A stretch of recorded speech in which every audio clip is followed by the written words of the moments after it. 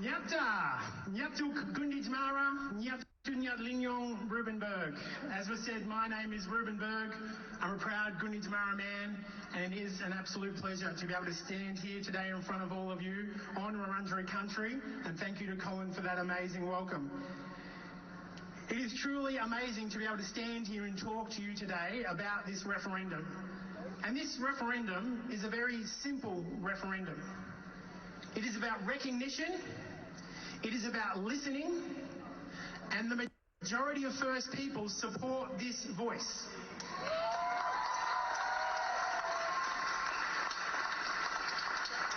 When you look at the polls will show you that more than 80% of First Peoples support the voice. When I talk to my community, I know that more than 80% of First Peoples support the voice. And we want more than 80% of Australians to support the voice.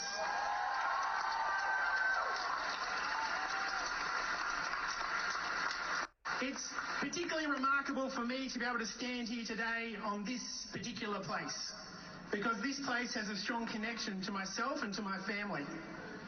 It was in this place about 40 years ago that my father, Jim Berg, led a process around the return of ancestral remains of our people.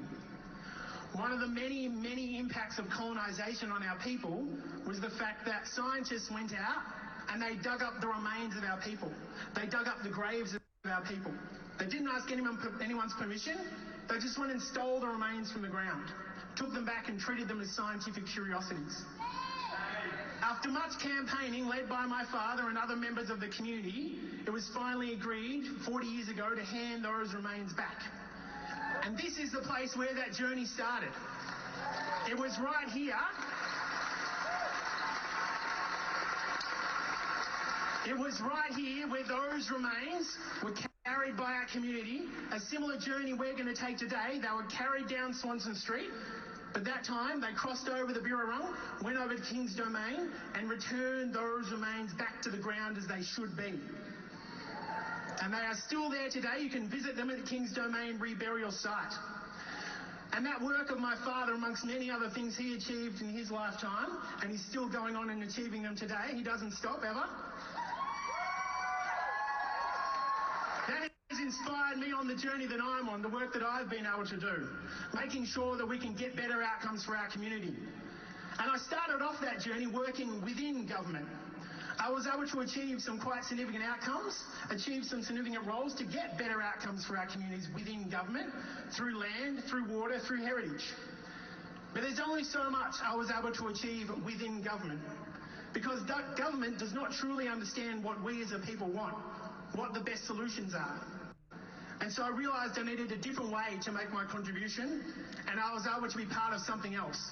I was able to be part of the First Peoples Assembly of Victoria.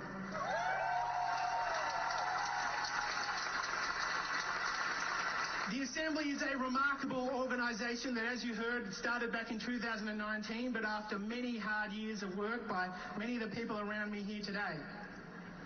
We are a democratically elected group of traditional owners here in Victoria. We are a diverse group of traditional owners. We represent every corner of this state, and we are accountable to our community. And having an assembly is something that we as Victorians should all be proud of. It's something we've all been a part of helping to create in one way or another, and it's something that Aboriginal and non-Aboriginal people have worked alongside to create. And I hope that just like the ripple effects of what my father achieved with ancestral remains led to a change in cultural heritage across this state, just like we know that the Mabo decision led to a ripple of effects in native title across this nation, that the work we're doing here with our voice can have a ripple effect across the nation as well.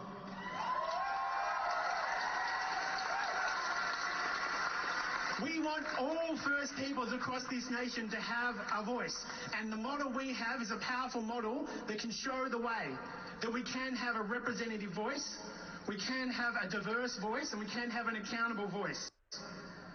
But we need this voice to be enshrined at the Commonwealth level within the Constitution, because for too long our issues have become a political football, where the outcomes that politicians decide on seems to be the one that are going to get the most votes, not the best outcomes. We don't want to be relying on the goodwill of politicians for our voice to be heard, on the goodwill of the media for our voice to be heard.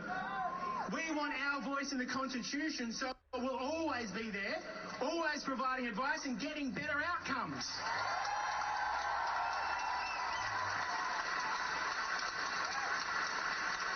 When I think forward to October 15, there are lots of things I think about what might be possible when we wake up the day after the referendum.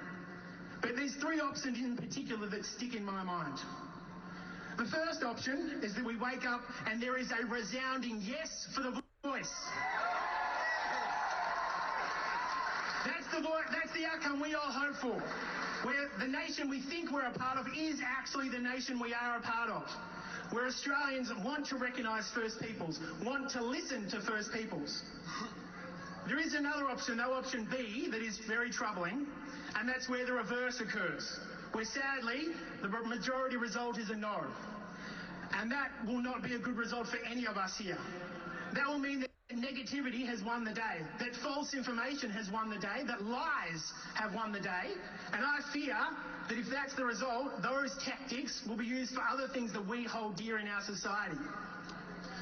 There is another option though, option C, and I actually find option C even more troubling to think about. Option C is we wake up on October 15 and we've fallen just short. The voice is not going to happen because we've fallen just short. And why that is so painful to me to think about is because I know if that happens, we're all going to wake up on that day and think, what more could I have done? Should I have done more to make sure this was going to be reality? Should I have volunteered to door knock? Should I have volunteered to call people on the phone? Should I have spoken to my neighbours? Should I have spoken to my friends and colleagues? Should I have done more?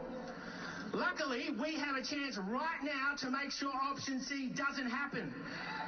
We've got 27 more days to make sure we get to option A. We get a voice. When I cast my vote, I'm going to be voting yes. When the majority of First Peoples cast their vote, they are going to be voting yes. I have confidence everyone here is going to be voting yes. In the next 27 days, if you think about, could I be doing more? Could I go and volunteer? Could I help make this campaign a reality? The answer also has to be yes. Yes to recognition. Yes to listening. Yes to better outcomes for First Peoples. Yes to a better Australia. Thank you.